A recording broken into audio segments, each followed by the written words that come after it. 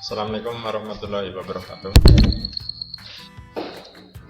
Kembali lagi bersama saya Trisetiono, guru kelas 6 dari SD Negeri 2 Bodas Karangjati, akan menjelaskan pembelajaran 6 subtema 1. Boten.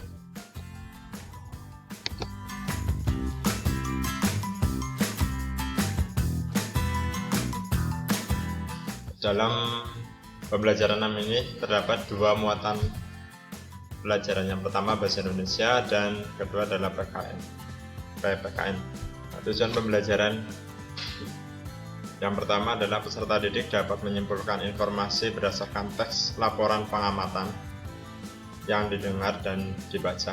Kemudian yang kedua, peserta didik dapat menyajikan kesimpulan secara lisan dan tulis dari teks laporan hasil pengamatan.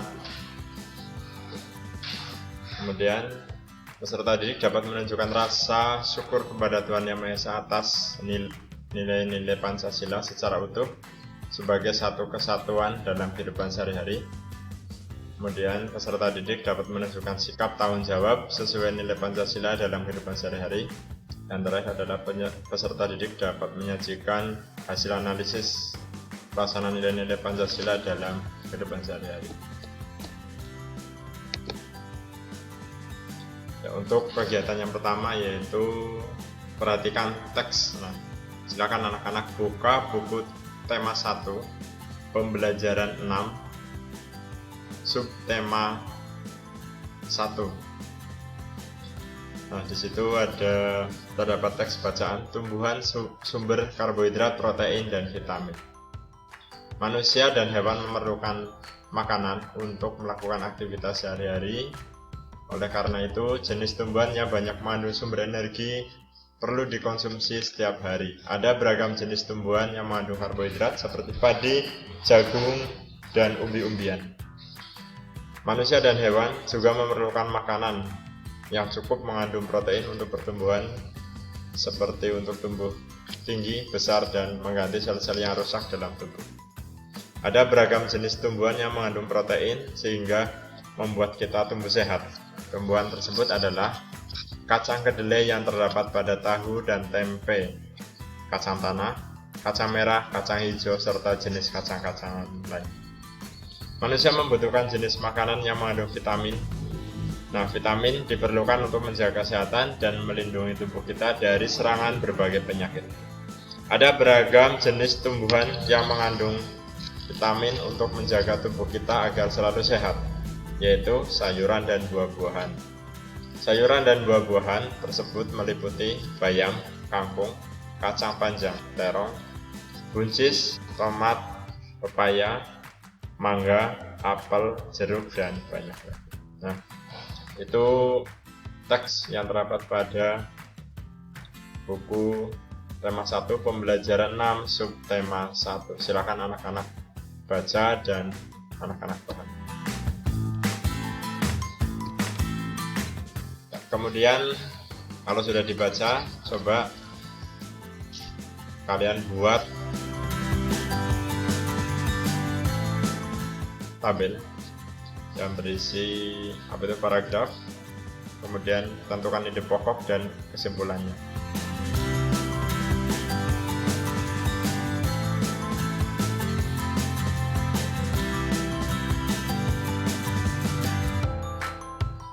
Ya, kalau sudah, Pak Guru lanjutkan.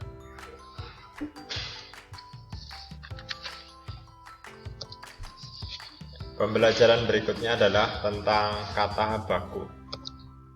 Nah, kata baku ini merupakan kata yang digunakan yang sudah sesuai dengan pedoman atau kaidah bahasa yang telah ditentukan. Penggunaan kata baku diantaranya yaitu untuk pembuatan karya ilmiah, surat lamaran pekerjaan, surat dinas atau surat edaran yang sifatnya resmi, laporan, nota dinas, pidato saat rapat dinas.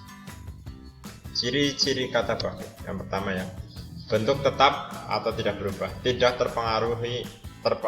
terpengaruh bahasa asing atau daerah, memiliki arti yang pasti, tidak rancu dan tidak berlebihan. Kita bandingkan dengan kata tidak baku ya. Nah, kata tidak baku merupakan kata yang digunakan tidak sesuai dengan pedoman atau kaidah yang sudah ditentukan. Nah, faktor munculnya kata tidak baku di antaranya yang menggunakan bahasa itu tidak mengetahui bentuk penulisan, kemudian tidak memperbaiki kesalahan penggunaan kata, dan sudah dipengaruhi pergaulan sosial di masyarakat.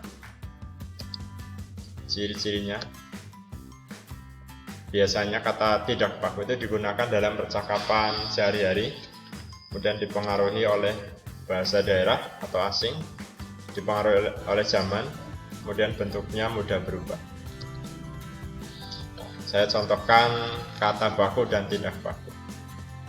Lihat penulisannya, silakan anak-anak kalau bisa ditulis sebagai referensi belajar. Ini aktif, kata baku aktif, kata tidak bakunya aktif. Kemudian pasif, kata tidak bakunya pasif, kata baku apotek, kemudian tidak bakunya adalah apotik. Kata baku efektif, kata tidak baku efektif. Kata tidak baku karena, kata tidak baku karena. Kata baku foto, kata tidak baku foto. Kata baku biosfer, kemudian kata tidak bakunya biosfer. Kata baku praktik, kata tidak baku praktek. Kata baku November, kata tidak baku November. Itu diantaranya yang dapat Pak Guru contohkan. Silakan anak-anak bisa mencari referensi atau sumber-sumber lain. Kita lanjutkan. Nah, berikutnya adalah kata penghubung atau nama lainnya adalah konjungsi. Kata penghubung itu kata yang berfungsi sebagai penghubung antar satu kata dengan kata lainnya dalam suatu kalimat. Ciri kata penghubung. Yang pertama, jika menghubungkan antar kata, maka letaknya di tengah. Jika menghubungkan antar kalimat, maka letaknya sering di awal kalimat kedua. Yang kedua, memiliki subjek yang sama. Saya ulangi, memiliki subjek yang sama, baik ketika menghubungkan antar kalimat atau antar kata. Dan yang ketiga, diikuti dengan tanda koma ketika menghubungkan antar kalimat. Jenis kata penghubung ada dan, serta, tetapi, sesudah, jika, agar, supaya. Kemudian ketika penggunaannya, dan itu menandakan hubungan penambahan antar dua buah kalimat, serta itu sebagai pendamping kalimat, tetapi menunjukkan informasi yang kontrak atau berlawanan. Kemudian sesudah itu menandakan urutan peristiwa. Jika itu menandakan sebab akibat. Kemudian agar digunakan untuk menghubungkan akibat. Supaya digunakan untuk menghubungkan akibat, sama dengan agar. Ketika itu menghubungkan kejadian waktu. Ya, coba setelah anak-anak memperhatikan materi tadi, ayo berlatih, anak-anak kerjakan di buku. Nah, yang pertama ya, perhatikan teks. Dayu pergi ke apotek yang berada di Jalan Manggis. Ia berpikir sebaiknya naik bus atau naik sepeda.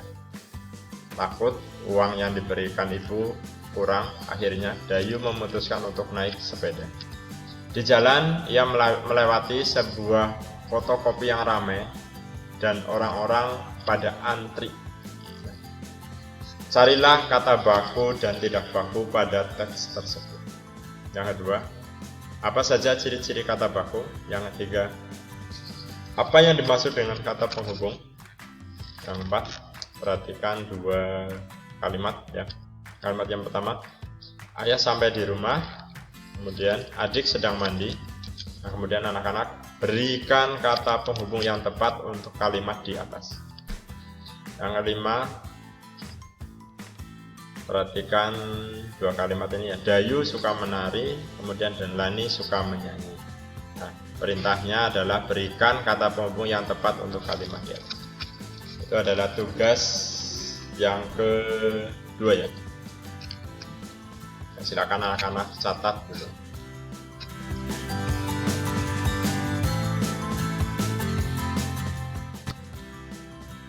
Ya, saya lanjutkan ya.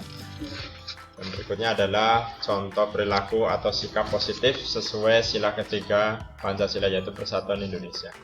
Nah, di sini ada yang pertama adalah di lingkungan keluarga ya, yang kedua di lingkungan sekolah, yang ketiga di lingkungan masyarakat. Contoh di lingkungan keluarga. Yang pertama, membina kerukunan sesama anggota keluarga. Dua, tidak memaksakan kehendak. Tiga, saling menyayangi, tolong menolong sesama anggota keluarga. Contoh di lingkungan sekolah, menghindari sikap mencemari nama baik sekolah. 2. Saling menghormati antar teman, guru, dan petugas sekolah. 3. Bergaul tanpa membedakan suku, agama, ras, dan golongan. Contoh di lingkungan masyarakat. 1. Mengutamakan kepentingan bangsa di atas kepentingan pribadi. 2. Giat mengikuti sistem keamanan lingkungan. 3. Mencintai produk dalam negeri.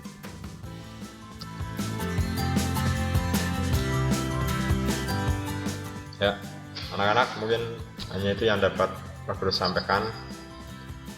Pak Guru harap materi yang tadi Pak Guru berikan ditulis di buku tulis ya, sesuai dengan muatan pelajaran. Kemudian jangan lupa dipelajari. Nanti akan Pak Guru kirim link tugas online. Ya, jangan lupa jaga kesehatan, kemudian gunakan masker dan selalu cuci tangan setelah melaksanakan kegiatan. Terima kasih. Wassalamualaikum warahmatullahi wabarakatuh.